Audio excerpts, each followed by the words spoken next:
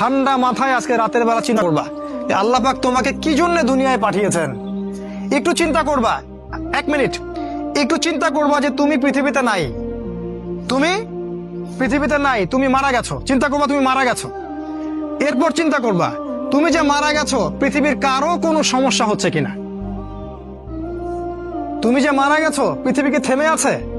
তোমার পরিবার থেমে থাকবে? তোমার শিক্ষা, তোমার বন্ধু বান্ধব, তোমার আত্মীয় স্বজন কেউ থেমে থাকবে? কেউ থেমে থাকবে না। তুমি পৃথিবীতে থাকো বা না থাকো কারো কিছু আসে যাবে না। আল্লাহ পাক তোমাকে যে পৃথিবীতে রেখেছেন একটা সুযোগ খালি দিয়েছেন, যেটা তুমি আল্লাহর দ্বীনের জন্য কিছু করতে পারো। এটাই আল্লাহ তোমার কাছে চান, আর কিচ্ছু চান না। আর কিচ্ছু আল্লাহ তোমার কাছে চান না। আল্লাহ চান তুমি একজন ভালো মানুষ হও, ভালো মুসলিম হও এবং দ্বীনের জন্য কিছু খেদমত করে পৃথিবী থেকে বিদায় নাও। এই দিন তুমি ছাড়াও বিজয়ী হবে ইনশাআল্লাহ। তুমি থাকো বা না থাকো এই দিন কিন্তু বিজয়ী হবেই। হয় তোমাকে নিয়ে হবে অথবা তোমাকে ছাড়াই হবে। জীবনের উদ্দেশ্য ফিক্স করো। জীবনের উদ্দেশ্য একটাই, জান্নাত। জান্নাত পাওয়ার জন্য যা করা দরকার তাই করতে হবে। কোরআন হাদিস মেনে চলা থেকে শুরু করে আমল করা, আদব আখলাক সবকিছু এর মধ্যে চলে আসবে ইনশাআল্লাহ। আল্লাহ পাক তোমাকে পথ দেখাবেন। আগে তুমি জীবনের উদ্দেশ্য ফিক্স করো। একটা কথা বলি, সবাই তোমাদেরকে বলবে জীবনে সফল হতে হবে। অনেক কথা আমি বলছি আমার ব্যক্তিগত অভিজ্ঞতা থেকেই বলছি। আল্লাহ পাক আলহামদুলিল্লাহ ফার্স্ট সেকেন্ড ছাড়া রেজাল্ট আমাদের হতো না। যখন থেকে আমরা বুঝতে পেরেছি যে ট্র্যাকে আমরা যাচ্ছি সে ট্র্যাকটা ভুল, সে ট্র্যাকটা ভুল, এই বুঝটা যখন থেকে আসছে আমাদের মধ্যে, আমরা চেষ্টা করছি অন্যদেরকে আমাদের শিক্ষা দিয়ে সচেতন করার জন্য। আমরাও ভুল করেছি, ভুলের উপর ভুল করেছি। আল্লাহ পাক যেন মাফ করেন, আল্লাহুম্মা আমিন। সাফল্যের সংজ্ঞা শেখানো হতো আমাদেরকে পরিবার থেকে। সফল হতে হবে বাবা, নিজের পায়ে দাঁড়াতে হবে, বাবাকে দেখতে হবে, মাকে দেখতে হবে, অমুক তমুক ইত্যাদি ইত্যাদি।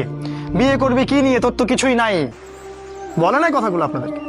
চাকরি বাকরি করতে হবে, প্রতিষ্ঠিত হতে হবে। শোনো, সাফল্যের একটা সংজ্ঞা দিয়েছেন আল্লাহ কোরআনে, একটাই সংজ্ঞা, সূরা আল ইমরানের মধ্যে আছে। আজকে আমি সব ডিটেলস বলার সময় পাচ্ছি না।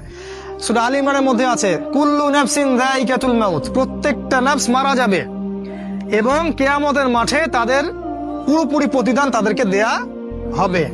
এখানে আল্লাহ সাফল্যের সংজ্ঞা দিয়েছেন, ফামান যুহজিহা আনিন নার ওয়া উদখিলাল জান্নাহ ফাকাদ ফাজ। ওই দিন কিয়ামতের মাঠে যাকে জাহান্নাম থেকে বাঁচানো হবে আর জান্নাতে প্রবেশ করানো হবে, ফাকাদ ফাজা, এই ব্যক্তি হচ্ছে সফল। সাফল্যের সংজ্ঞা কোথায় পাইলেন? যদি আমরা জাহান্নাম থেকে বাঁচতে পারি প্রত্যেক ব্যক্তি এবং জান্নাতে যেতে পারি, সেই সফল। এছাড়া কেউই সফল না। এই পৃথিবীর কেউই সফল না, কেউ না। সে যত বড় রাষ্ট্রনেতা হোক, পণ্ডিত হোক, বিজ্ঞ হোক, পণ্ডিত কে হয় হোক, যার দাপটে সারা বিশ্ব কাঁপে, এও সফল না যদি না সে জান্নাতে যেতে পারে। কিন্তু একজন এই ভ্যান চালক, এক রিক্সা চালক, এক আমার ওই গরিব চাচা, ওই কৃষক, সে যদি হিসাব দিয়ে জান্নাতে যেতে পারে, সে সফল। তিনি সফল, তিনি আল্লাহর কাছে পছন্দের বান্দা। অতএব জীবনের উদ্দেশ্যটাকে ঠিক করে ফেলো, এটা প্রথম কাজ। দ্বিতীয় কাজ, তোমাকে জ্ঞান অর্জন করতে হবে। দ্বিতীয় কাজ, কিসের জ্ঞান অর্জন করবে? যে জ্ঞান তোমাকে আল্লাহর দিকে নিয়ে আসবে সেই জ্ঞান অর্জন করতে হবে। কোন কোন সাবজেক্ট পড়তে হবে তোমাকে? তোমাকে প্রথমত কোরআন পড়তে হবে, তেলাওয়াত করা শিখবে, অর্থ জানবে, আরবি ভাষা শেখার চেষ্টা করো, কোরআনের আদেশ মানো, নিষেধগুলো ছেড়ে দাও এবং কোরআনের দাওয়াত মানুষের কাছে পৌঁছে দাও। কোরআনের দাওয়াত মানুষের কাছে পৌঁছে দাও এবং কোরআনের বিধান বাস্তবায়নের জন্য আল্লাহর পথে চেষ্টা করো। আর কি সাবজেক্ট পড়তে হবে? তোমাকে হাদিস পড়তে হবে, রাসূলের হাদিস, অসংখ্য হাদিস, এগুলো পড়তে হবে তোমাকে। আর কি পড়বে? ইসলামের ইতিহাস তোমাকে পড়তে হবে। ইসলামের ইতিহাস জানবে না তাহলে হীনমন্য জাতি হবে।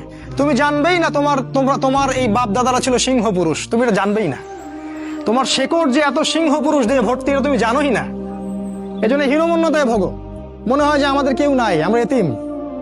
জি না, আমরা এই বিশ্ব শাসন করেছি 100 বছর আগেও। 100 বছর আগেও এই পুরো বিশ্ব আমাদের হাতে ছিল। এখন যা দেখছো এরকম অতীত এরকম ছিল না। একটা ওমরের হুঙ্কারে সারা বিশ্ব কেঁপে যাইতো। এক আলী রাদিয়াল্লাহু আনহু যদি জিহাদের মাঠে হুঙ্কার দিতেন, সমস্ত কাফেরের হৃদয় একদম দরদর করে কাঁপতে থাকতো। আমাদের সিংহ পুরুষ বাবারা দাদারা এরকম ছিলেন। আমরা এত হীনমন্য জাতি ছিলাম না। আজকে আমরা আমাদের পরিচয় ভুলে গেছি। ইতিহাস পড়তে হবে তোমাকে। আর কি পড়তে হবে? ইসলামের অর্থনীতি পড়বে, অর্থনীতি জানো না, তুমি হালাল হারাম বুঝতে পারবে না। ওরা তোমার সাথে প্রতারণা করে এমন হারাম ঢুকিয়ে দিবে তুমি বুঝতেই পারবে না এটা হারাম ছিল। ইকোনমিক্স পড়তে হবে, খুব ইম্পর্টেন্ট সাবজেক্ট এই জামানার জন্য।